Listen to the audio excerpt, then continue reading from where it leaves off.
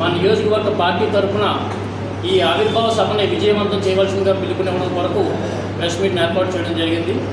అలాగే గత 4 రోజులుగా ప్రతి మండలం నుంచి టౌన్ నుంచి కూడా కార్యకర్తల సమావేశాలు నిర్వహించి ఈ విజయోత్సవ సభని ఏ రకంగా విజయవంతం చేయాలని కార్యాచరణ కూడా రూపుదిద్దుకోవడం జరిగింది.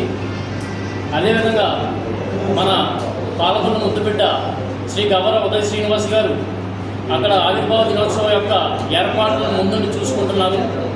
అక్కడ ఏర్పాట్లన్నీ కూడా మా పాలకొల్లు జనసేన నాయకుడైనటువంటి బన్నీవాస్ గారి ఆధ్వర్యంలో అన్ని కార్యక్రమాలు కూడా అక్కడ అంగరంగ వైభవంగా రూపుదిద్దుకుంటున్నాయి.